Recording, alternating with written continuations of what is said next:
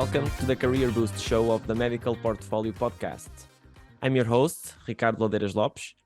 You already know this show, so you are in the right place if you want to climb the career ladder, master those elusive soft skills, and become a true healthcare leader. As in the previous episodes, no stiff suits or boring lectures here, just the good stuff to help you in your medical career. I'm more than happy to introduce our guest for today, Professor José Ramón González Juanatey. José is one of the most renowned cardiologists in Spain. He is the head of the cardiology and intensive care cardiac care department and full professor of the Santiago de Compostela University Hospital Complex. He is the past president of the Spanish Society of Cardiology and is also very active in the European Society of Cardiology and the World Heart Federation. José has a lifelong commitment to advancing cardiovascular health with extensive expertise in clinical practice, passion for teaching, and also a robust background in clinical research. José, thank you so much for accepting the invitation to be here with us. No, it's my pleasure, Ricardo. Thanks you and your friendship and for this invitation to do this conversation with you. Thank you. As always, I'll start by asking you to provide our listeners with a brief 1-minute overview of your career. I'm a cardiologist by formation. I study medicine in Santiago de Compostela University. I've been there as my fellowship. I initiated my fellowship in Pamplona, in the University Clinic of Pamplona, and then moved to Santiago to finish my fellowship in cardiology. And then I extend my formation in several specialties, mainly in interventional cardiology here in Santiago, also in Madrid. I've been in Stockholm for a short time in the Karolinska University Hospital, and also in Stanford. I came back to Santiago. At the end, I am responsible for the cardiology department for more than 15 years, and also, as you said, full professor. And I think our group, our group, did a good job in Santiago, not only in improving the clinical care of cardiology, but also cardiac surgery, because we have a joint department that is cardiology and cardiac surgery department in the university clinic, but also in the School of Medicine and also in research. I think is needed to be engaged, particularly people working like me in university hospital with research, basic translational research and clinical research. So I think I am committed with the public health system in Spain and the public education system, and also I'm committed with produce some kind of good science for trying to translate this to the patients. Yeah. And reflecting on your journey, who played a central role as your mentor, shaping not only your clinical skills, but also contributing to the development of your professional character? Yeah, I think that all of us is needed to get some good mentors, and it is a key factor in the professional, but not only in the professional, but also in the life. It's needed to get some mentors, some references in your life, and your professional and your life. And I've been very lucky here in Santiago. I had and continues to have good mentors. I can remember a professor of pathology that was Jerónimo Forteza.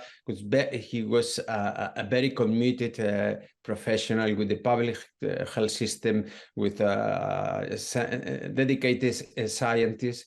I would like to remember Jerónimo. And also in Spain, for example, several cardiologists. I also have to remember and recognize the role of Jordi Soler, that was the former chief of the cardiology department in Vall d'Hebron in Barcelona. he continues to be. I recognize he continues to be a mentor for me. He is a clever person, a dedicated professional. So, and for me, this is two main mentors here in Santiago and in Spain, and also all the Spanish cardiology and probably more other cardiologists around the globe. For example, the role of Valentin Fuster as a reference is in cardiology. So I would like to mention at least these three, not only cardiology, because Jerónimo was a pathologist, but Jordi Soler and Valentin Fuster, probably I have to say that they continues to be good mentors for me. And even with mentors, there is no successful journey without challenges. Could you share some of the significant hurdles you encountered and the strategic approaches employed to overcome them? Yeah, but this is life. And also is that happens in all the daily life activities and also in the professional career. I'm being lucky because I am a part of a new generation in Galicia, particularly in medicine.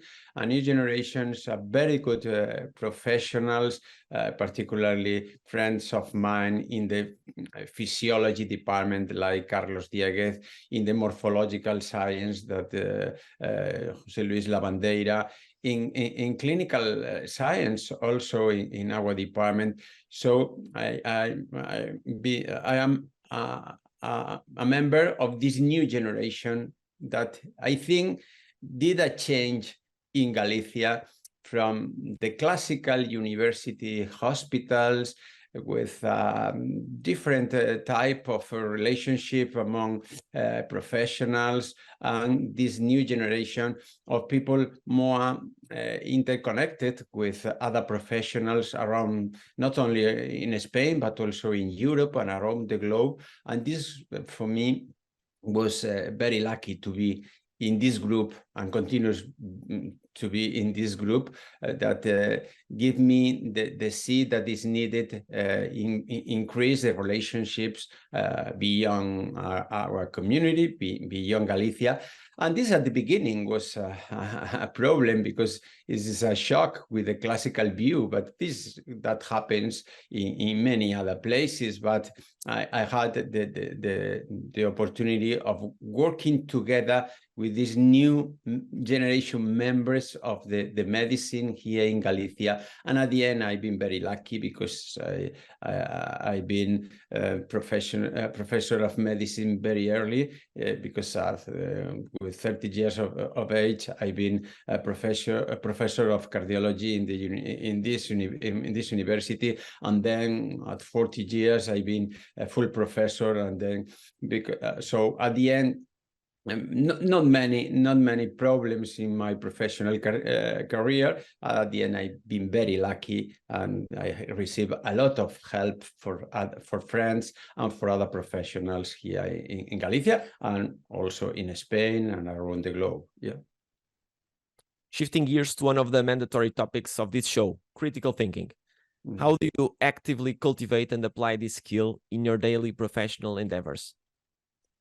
Yeah, I think this is a critical issue in the professional career and the professional daily practice, and particularly in medicine. And from the early beginning in Pamplona, I see that measuring the quality improves the quality, and you have to define quality indicators in your daily practice, but not only in the cardiology care, but also in the research, for example, and also in the as professor of medicine or whatever. But I would like to focus on the quality of care, because this is really important, which is the quality of the cardiology and cardiac surgery results you deliver to your population.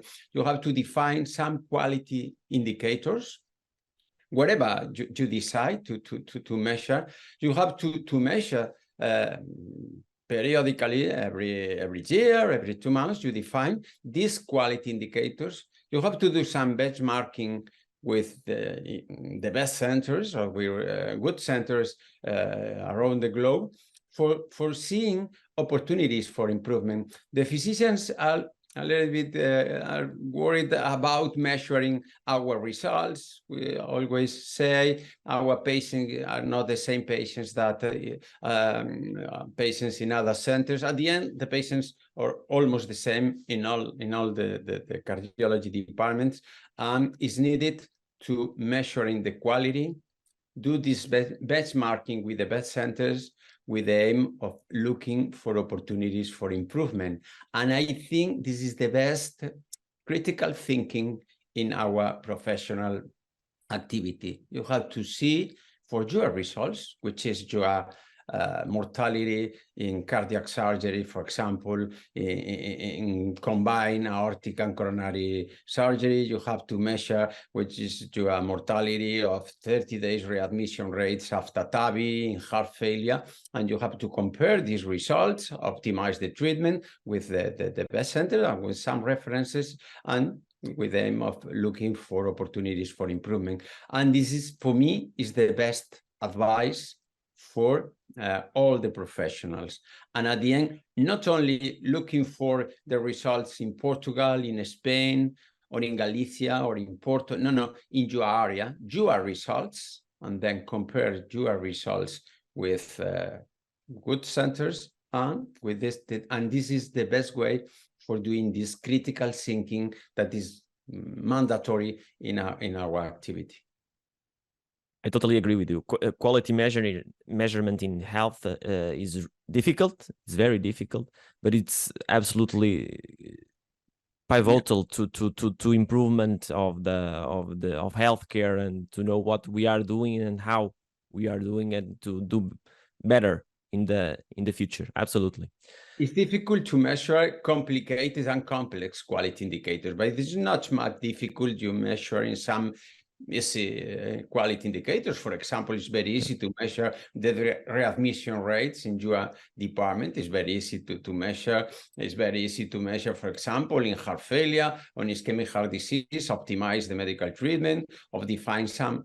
It's not, it's difficult to measure complex, and you have a panel of complex quality indicators, but you have to do some activity like this, wherever the quality indicators you and your group decide, do some benchmarking. Is needed to do some benchmarking with other centers, and then continuous improvement in your activity. For me, is the best activity that can improve your quality.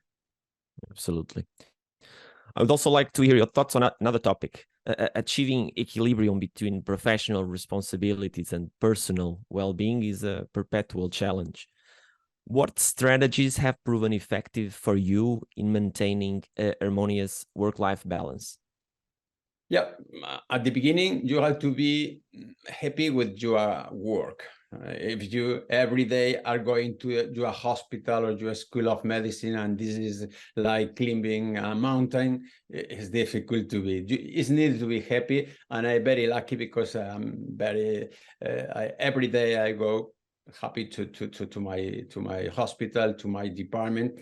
And at the end, this is impact in your quality of life. But at the end, it's needed this balance you mentioned. I try to dedicate some time every day to my family, to my friends, because it's really important. I live not in Santiago. I live 30 kilometers away in front of the Atlantic coast. For me, this is really important. It's only 20 minutes away from Santiago. And this is a good thing for improving this balance, because despite I am only 20 minutes away from the hospital, I live like in a wild scenario in front of the Atlantic coast.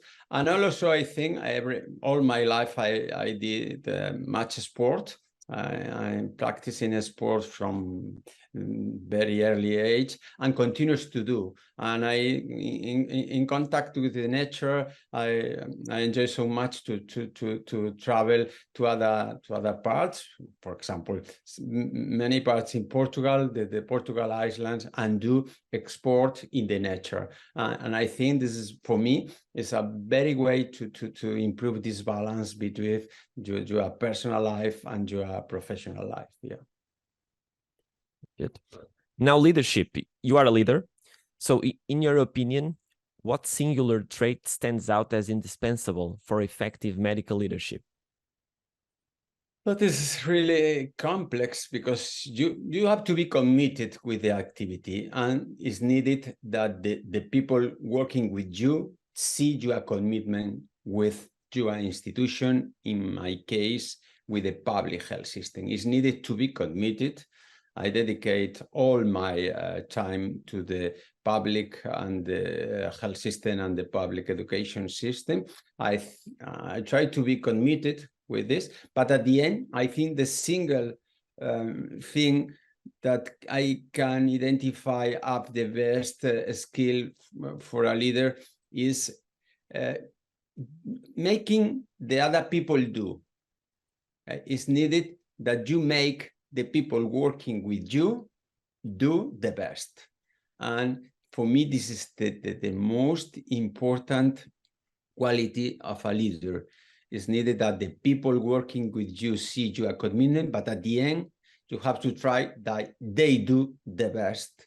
And at the end, working together, working as a group, you can transform your reality.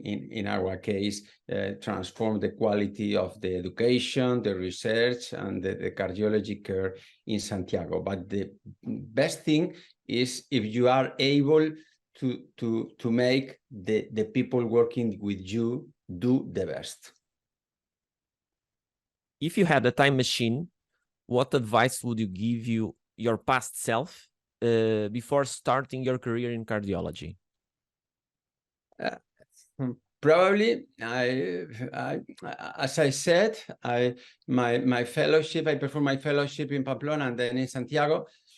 At the end, during this period, I did a lot of connections with other fellows in Spain. I've been the secretary of the fellowship organization in the Spanish Society from the early beginning, and probably I would change, increasing in this early beginning, be outside Galicia, more time for formation in other countries, but I did some work in other centers after the fellowship, but probably I can change this fellowship period, increasing my time abroad to Galicia.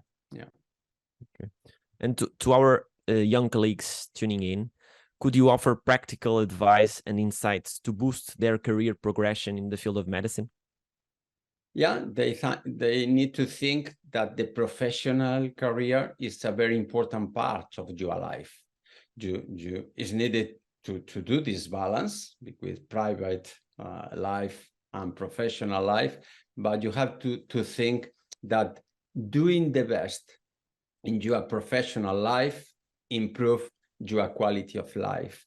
And it's needed that, because you are the people that lives longer with you, it's needed to be quiet that you did the best in a thing so important that the public health service and the public service. So this is my advice. You have to think that doing the best in your professional life improves your daily life and your life as a whole.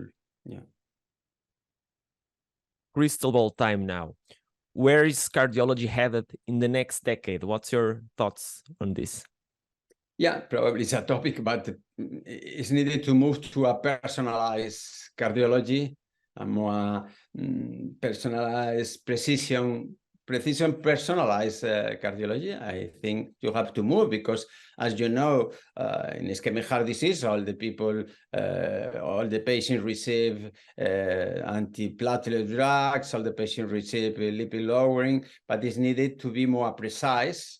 And it's the same, for example, in heart failure. But some people respond, and others do not respond. So it's needed to improve this precision medicine. And in the future, the new trials is needed to be more focused on these phenotypic and genotypic characteristics of the patients for improving the efficacy and also the cost effectiveness of the new intervention. We have to increase this approach for improving precision personalized cardiology.